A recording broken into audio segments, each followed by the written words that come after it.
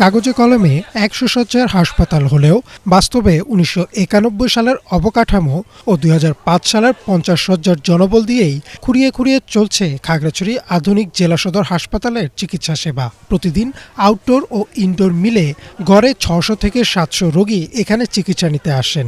Surgery ও gynae বিভাগের মতো গুরুত্বপূর্ণ পদ দীর্ঘদিন ধরে শূন্য থাকায় ছোটখাটো অপারেশনও করা যাচ্ছে না। মাতৃত্বকালীন সেবা, প্রসূতির চিকিৎসা, এমনকি ঝুঁকিপূর্ণ ডেলিভারিও সম্ভব হচ্ছে না।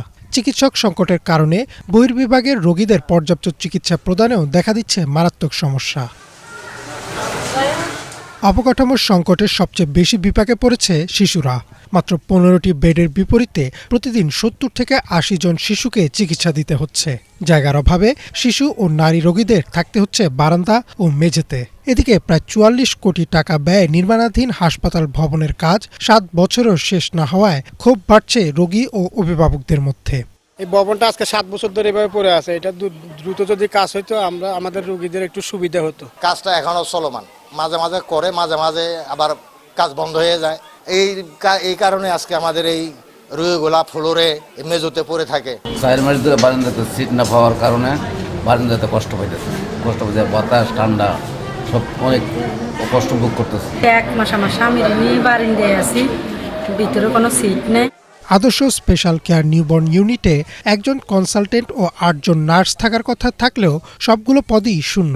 গড়ে প্রতিদিন ১০ থেকে ১২ জন নবজাতক চিকিৎসা নিলেও ফটোথেরাপি মেশিন রয়েছে মাত্র ৪টি। বাধ্য হয়ে পাশের উপজেলা হাসপাতাল থেকে যন্ত্রপাতি ধার করে শিশুদের চিকিৎসা দেয়া হচ্ছে। জনবল ও অবকাঠামো সংকটের বিষয়টি স্বীকার করে খাগড়াছড়ি জেলা সিভিল সার্জন ডাক্তার মোহাম্মদ সাবের জানান, ২০১৯ সালে ১৫০ শয্যার নতুন ভবনের নির্মাণ কাজ শুরু হয়। ২০২৪ সালের মধ্যে কাজ শেষ হওয়ার কথা থাকলেও এখনো তা সম্পূর্ণ হয়নি। আমাদের নতুন ভবন ১৫০ শয্যার নির্মাণাধীন আছে। সেটি নির্মাণ শুরু হয়েছে ২০১৯ সালে। এটা ২০২৪ সালে শেষ হওয়ার কথা ছিল। বর্তমানে এটা নির্মাণ সম্পন্ন হয়নি। এই ভবন নির্মাণ যদি কমপ্লিট হয় তাহলে আমরা স্বাস্থ্য মন্ত্রণালয়ের স্বাস্থ্যসেবা বিভাগ থেকে বিশেষজ্ঞ পর্যায়ের ডক্টর পদায়ন করা হবে, তাদের সেবা দিতে পারবো। যেহেতু লোকবল কম, আবার এদিকে আপনার রোগী সংখ্যাও বেশি, সেই হিসেবে আমাদের চিকিৎসক থেকে শুরু করে আমাদের স্বাস্থ্যকর্মী যারা আছেন সবারই বেগ পেতে হচ্ছে। কাজের পরিমাণ আমাদের ২ গুণ ২.৫ গুণের পরিমাণ কাজ করতে হচ্ছে। স্থানীয়দের অভিযোগ, ঠিকাদার মোহাম্মদ সেলিম সাবেক পলাতক পার্বত্য প্রতিমন্ত্রী কুজেন্দ্রলাল ত্রিপুরার ঘনিষ্ঠ হওয়ায় প্রভাব খাটিয়ে নিজের খেয়াল খুশি মতো নির্মাণ কাজ চালিয়ে আসছিলেন। এ নিয়ে ক্ষোভ প্রকাশ করেছেন স্থানীয়রা। এই বিল্ডিংয়ের কন্ট্রাক্টর একজন অত্যন্ত প্রভাবশালী এবং তিনি আমার জানা মতে এই গত ২০১৯ সাল থেকে এই পর্যন্ত বহুবার কাজ উনি বন্ধ রেখেছেন। বারান্দাতে ফ্লোরে শুয়ে থাকতে হচ্ছে। হাসপাতালের কাজটা ক্লিয়ার হলে আমাদের রোগীদের কিছু হলেও উপকার হতো।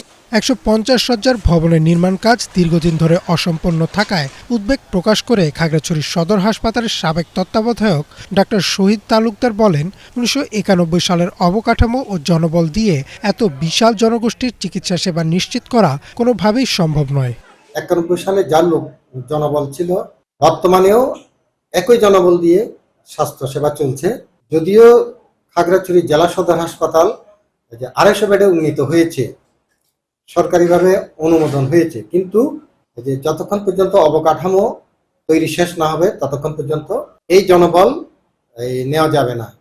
তার মানে বর্তমানে যে ২৫০ বেডের অবকাঠামো তৈরি হচ্ছে সেটি শেষ না হলে আমাদের জনবল আমরা পাবো না।